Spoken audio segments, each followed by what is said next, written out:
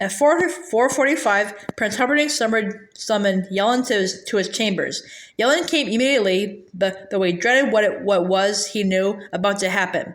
As a matter of fact, Yellen already had his resignation written and an envelope in his pocket. "Your Highness," Yellen began. "Report," Prince Humperdinck said. He was dressed brilliantly in white, his wedding costume. He still looked like a mighty barrel, but brighter. "All of your wishes have been carried out, Highness. Personally, I have attended to each detail." He was very tired, Yellen was, and his nerves long past frayed. "Specify," said the prince. He was 75 minutes away from his first female murder, and he wondered if he could get his fingers to her throat before even the start of a scream. He had been practicing on giant sausages all the afternoon and had the movements down pretty pat, but then giant sausages were next, and all the wishing in the world wouldn't make them so. All passages to the castle itself had been resealed this very morning, save the main gate. That is now the only way in and the only way out. I have changed the lock to the main gate. There is only one key to the new lock, and I keep it wherever I am. When I'm outside with the 100 troops, the key is in the outside lock, and no one can leave the castle from the inside. When I am with you, as I am now, the key is in the inside lock, and no one may enter from the outside. "Follow," said the prince, and he moved to the large window of his chamber. He pointed outside. Below the window was a lovely planted garden. Beyond that, the prince's private stables. Beyond that, naturally, the outside castle wall. "That is how they will come," he said. "Over the wall, through my stables, past my garden to my window, throttle the queen, and back the way they came before we know it." "They?" Yellen said, though he knew the answer. The Guilderians, of course. But the wall where you suggest is the highest wall surrounding all of Florin Castle. It is 50 feet high at that point, so that would seem the least likely point of attack. He was trying desperately to keep himself under control. All the more reason why they should choose this spot. Besides, the world knows that the Guilderians are unsurpassed as climbers. Yellen had never heard that. He always thought the Swiss were the ones who were unsurpassed as climbers. "Highness," he said in one last attempt, "I have not yet, from a single spy, heard a single word about a single plot against the princess. I have it on unimpeachable authority that there will be an attempt made to strangle the princess this very night." "In that case," Yellen said, and he dropped to one knee and held out the envelope, "I must resign." It was a difficult decision. The Yellens had headed enforcement in Florin for generations, and they took their work more than seriously. "I am not doing a capable job, sire. Please forgive me, and believe me when I say that my failures were those of the body and mind and not of the heart." Prince Humperdinck found himself, quite suddenly, in a genuine pickle. For once the war was finished, he needed someone to stay in Guilder and run it, since he couldn't be in two places at once, and the only men he trusted were Yellen and the Count would never take the job, being obsessed, as he was these days, with finishing his stupid paint primer. "I do not accept your resignation. You are doing a capable job. There is no plot. I shall slaughter the queen myself this very evening. You shall run Guilder for me after the war. Now get back on your feet." Yellen didn't know what to say. "Thank you" seemed so inadequate, but it was all he could come up with. "Once the wedding is done with, I shall send her here to make ready, well, I shall, with boots carefully procured in advance, make tracks leading from the wall to the bedroom and returning then from the bedroom to the wall. Since you are in charge of law enforcement, I expect you will not take long to verify my fears that the prince can only be made by the boots of Guilderian soldiers. Once we have that, we'll need a royal proclamation or two. My father can resign as being unfit for battle, and you, dear Yellen, will soon be living in Guilder Castle." Yellen knew a dismissal speech when he heard one. I leave with no thought in my heart but to serve you." "Thank you," Humperdinck said, pleased, because, after all, loyalty was one thing you couldn't buy. And in that mood, he said to Yellen by the door, "And, oh, if you see the albino, tell him he may stand the back for my wedding. It's quite all right with me." "I will, Highness," Yellen said, adding, "but I don't know where my cousin is. I went looking for him less than an hour ago, and he was nowhere to be found." The prince understood important news when he heard it, because he wasn't the greatest hunter in the world for nothing, and, even more, because if there was one thing you could say about the albino, it was that he was always to be found. My God, you don't suppose there is a plot, do you? It's a perfect time. The country celebrates. If Guilder were about to be 500 years old, I know, I'd attack them. I will rush to the gate and fight to the death if necessary, Yellen said. Good man, the prince called after him. If there was an attack, it would come at the busiest time during the wedding, so he would have to move that up. State affairs went slowly, but still, he had the authority. 6 o'clock was out. He would be married no later than 5:30, or no other reason why. At 5 o'clock, Max and Valerie were in the basement sipping coffee. You better get right to bed, Valerie said. You look all troubled. You can't stay up all night as if you were a pup. I'm not tired, Max said, but you're right about the other.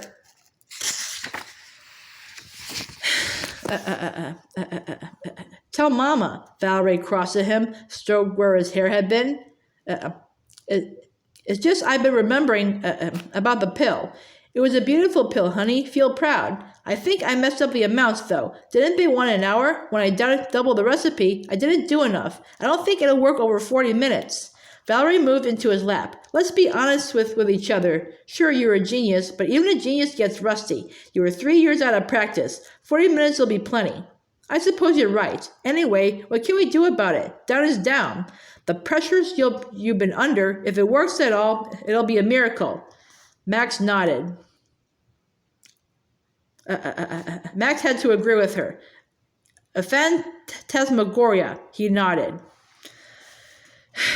The man in black was nearly stiff when Fezzik reached the wall. It was almost 5 o'clock, and Fezzik had been carrying the corpse the whole way from Miracle Max's, back street to back street, alleyway to alleyway, and it was one of the hardest things he had ever done. Not taxing. He wasn't even winded. But if the pill was just what it looked like, a chocolate lump, then he, Fezzik, was going to have a lifetime of bad dreams of bodies growing stiff between his fingers. When he at last was in the wall shadow, he said to Inigo, "What now? We've got to see if it's still safe. There might be a trap waiting." It was the same part of the wall that led shortly to the zoo in the farther corner of the castle grounds. But if the albino's body had been discovered, then who knew what was waiting for them? Should I go up then? Fezzik asked. We'll both do it, Inigo replied. Lean him against the wall and help me. Fezzik tilted the man in black so he was in no danger of falling and waited while Inigo jumped onto his shoulders. Then Fezzik did the climbing. Any crack in the wall was enough for his fingers. The least imperfection was all he needed. He climbed quickly, familiar with it now, and after a moment, Inigo was able to grab hold of the top and say, "All right, go on back down." So Fezzik returned to the man in black and waited. Inigo crept along the wall top in dead silence. Far across, he could see the castle entrance and the armed soldiers flanking it, and closer at hand was the zoo. And off in the deepest brush in the farthest corner of the wall, he could make out the still body of the albino. Nothing had changed at all. They were, at least so far, safe. He gestured down at Fezzik, who scissored the man in black between his legs, began the arm climb noiselessly. When they were all together on the wall top, Inigo stretched out the dead man and then hurried along until he could get a better view of the main gate. The walk from the outer wall to the main castle gate was slanted slightly down, not much of an incline, but a steady one. There must be... Inigo did a quick count, at least 100 men standing at the ready. And the time must be, he estimated closely, 5 after 5 now. Perhaps close to 10. 50 minutes till the wedding. Inigo turned then and hurried back to Fezzik. I think we should give him the pill, he said. It must be around 45 minutes to the ceremony. That means he's only got 50 minutes to escape with, Fezzik said. I think we should wait until at least 5:30. Half before, half after. No, Inigo said. We're going to stop the wedding before it happens. That's the best way, at least in my mind, before they're all set. In the hustle and bustle beforehand, that's when we should strike. Fezzik had no further rebuttal. Anyway, Inigo said, we don't know how long it takes to swallow something like this. I could never get it down myself. I know that. We'll have to force-feed him, Inigo said, unwrapping the chocolate-colored lump, like a stuffed goose. Put her hands around his neck and kind of push it down into whatever comes next. I'm with you, Inigo, Fezzik said. Just tell me what to do. Let's get him in a sitting position, I think, don't you? I always find it easier swallowing sitting up than lying down. We'll have to really work at it, Fezzik said. He's completely stiff by now. I don't think he'll bend easy at all. You can make him, Inigo said. I always have confidence in you, Fezzik. Thank you, Fezzik said. Just don't ever leave me alone. He pulled the quartz between them and tried to make him bend in half, but the man in black was so stiff, Fezzik really had to perspire to get him at right angles. How long do you think we'll have to wait before we know if the miracle's on or not? Your guess is as good as mine, Inigo said. Get his mouth as wide open as you can and tilt his head back a little, and we'll just drop it in and see. Fezzik worked at the dead man's mouth a while, got it the way Inigo said, tilted the neck perfect the first time, and Inigo knelt directly above the cavity, dropped the pill down, and as it hit the throat he heard, "Couldn't beat me alone, you dastards. Well, I beat you each apart. I'll beat you both together." "You're alive!" Fezzik cried. The man in black sat immobile, like a ventriloquist dummy, just his mouth moving. That is perhaps the most childishly obvious remark I have ever come across, but what can you expect from a strangler? Why won't my arms move? You've been dead, Inigo explained. And we're not strangling you, Fezzik explained. We're just getting the pill down. The resurrection pill, Inigo explained. I bought it from Miracle Max and it worked for 60 minutes. What happens after 60 minutes? Do I die again? It wasn't 60 minutes, he just thought it was. Actually, it was 40, only they had used up one already in conversation, so it was down to 39. We don't know. Probably you just collapsed and need tending for a year, or however long it takes to get your strength back. I wish I could remember what it was like when I was dead, the man in black said. I write it all down. I can make a fortune on a book like that. I can't move my legs either. That will come. It's supposed to, Max said. Max said the tongue and the brain were shoo-ins, and probably you'll be able to move, but slowly. The last thing I remember was dying, so why am I on this wall? Are we enemies? Have you got names? I'm the dread pirate Roberts, but you can call me Westley.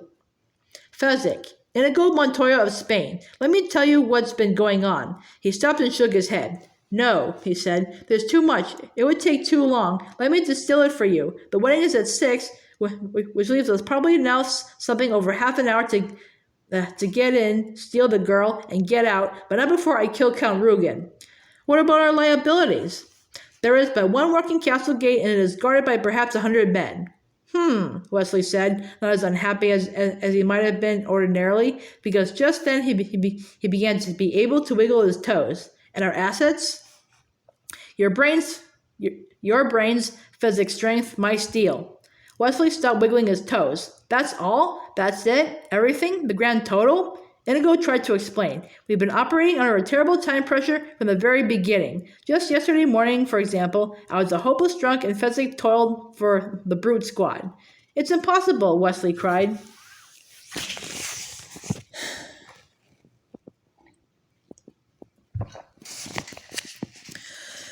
I am Inigo Montoya, and I do not accept defeat. You will think of something. I have complete confidence in you. She's going to marry Humperdinck, and I'm helpless, Westley said in blind despair. Lay me down again. Leave me alone.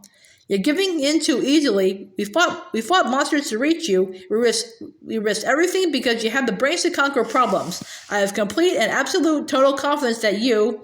I want to die, Westley whispered, and he closed his eyes. If I had a month to plan, maybe I might come up with something, but this... His head rocked from side to side. I'm sorry. Leave me. You just moved your own head, Fezzik said, doing his best to be cheery. Doesn't that up your spirits? My brains, your strength, and his steel against 100 troops, and you think a little head jiggle is supposed to make me happy? Why didn't you leave me to death? This is worse. Lying here helpless while my true love marries my murderer. I just know once you're over your emotional outburst, you'll come up with... I mean, if we even had a wheelbarrow, that would be something, Westley said. Where did we put that wheelbarrow the albino had? Inigo asked. Over by the albino, I think, Fezzik replied. Maybe we can get a wheelbarrow, Inigo said. Well, why didn't you list that among our assets in the first place? Westley said, sitting up, staring out staring out of the master's in the distance. You just sat up, Fezzik said, still trying to be cheery. Westley continued to stare at the troops and the incline leaning down toward them. He shook his head. What'd I give for a Holocaust cloak, he said, Ben. There we can't help you, Inigo said. Will this do? Fezzik wondered, pulling out his Holocaust cloak. Where? Inigo began. Well, you were after frog dust, Fezzik answered. It fit so nicely, I just tucked it away and kept it. Westley got to his feet, Ben. All right, I'll need a sword eventually. Why? Inigo asked. You can barely lift one. True, Westley agreed, but that is hardly common knowledge. Hear me now, that there may be problems once we're inside. I'll say there may be problems, Inigo cut in. How do we stop the wedding? Once we do, how do I find the Count? Once I do, where will I find you again? Once we're together, how do we escape? Once we escape... Don't pester him with so many questions, Fezzik said. Take it easy, he's been dead. Right, sorry, Inigo said. The man in black was moving very slowly now along the top of the wall, by himself. Fezzik and Inigo followed him through the darkness in the direction of the wheelbarrow. There was no denying the fact that there was a certain excitement in the air. Buttercup, for her part, felt no excitement whatsoever. She had, in fact, never remembered such a wonderful feeling of calm. Her Westley was coming, that was her world. Ever since the prince had dragged her to her room, she had spent the intervening hours thinking of ways to make Westley happy. There was no way he could miss stopping her wedding. That was the only thought that could survive the trip across her conscious mind. So when she heard the wedding was to be moved up, she wasn't the least upset. Westley was always prepared for contingencies, and if he could rescue her at 6, he could just as happily rescue her at 5:30. Actually, Prince Humperdinck got things going even faster than he had hoped. It was 5:23 when he and his bride-to-be were kneeling before the aged Archdeacon of Florin. It was 5:24 when the Archdeacon started to speak, and 5:25 when the screaming started outside the main gate. Buttercup only smiled softly. Here comes my Westley now, was all she thought.